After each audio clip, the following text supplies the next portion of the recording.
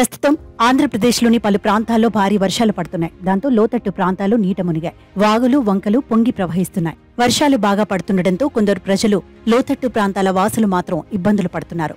ఇళ్లల్లోకి నీరు చేరడం, పంట పొలాలు మునిగిపోవడంతో రైతులు నష్టపోతున్నారు. చాలా గ్రామాల మధ్య రోడ్లు తెగిపోయి రహదారులపై చెట్లు విరిగి పడటం వల్ల రాకపోకలకు అంతరాయం కలుగుతోంది. ఇక ఏజెన్సీ ప్రాంతాల పరిస్థితి దయనీయంగా మారుతోంది. వీరికి రవాణా సదుపాయం అంతంత మాత్రంగానే ఉంటుంది. ఇలా భారీ వర్షాలు, వరదలు సంభవించినప్పుడు జనజీవనం స్తంభించిపోతుంది. విద్యుత్ సరఫరా నిలిచిపోతుంది. చీకట్లోనే ఉండాల్సిన పరిస్థితులు వస్తాయి. తాజాగా అల్లూరి సీతారామరాజు జిల్లా ఏజెన్సీ ప్రాంతాల్లో భారీ వర్షాల కారణంగా కొండల్లో కాలువలు ఉధృతంగా ప్రవహిస్తున్నాయి. దాంతో గిరిజన గ్రామాలకు రాకపోకలు నిలిచిపోయాయి. ఈదురుగాలుల వల్ల విద్యుత్ సరఫరాకు అంతరాయం కలిగింది. మారేడుమిల్లి మండలం సున్నింపాడు, నూరుపొడి గ్రామాల మధ్య ఉధృతంగా వాగు ప్రవహిస్తోంది. ఈ గిరిజన గ్రామాల ప్రజల ఇబ్బందులను దృష్టిలో పెట్టుకున్న విద్యుత్ ఉద్యోగులు సాహసం చేస్తున్నారు. కొండల్లో ప్రవహిస్తున్న వాగులను రిస్క్ చేసి దాటుతున్నారు. ఈ ఒడ్డు నుంచి అవతలి ఒడ్డు వరకు 2 తాళ్లను కట్టి ఉంచారు. ఒకదానిపై నడుస్తూ మరో తాడును చేతులతో పట్టుకుని గిరిజన గ్రామాలకు చేరుకుంటున్నారు.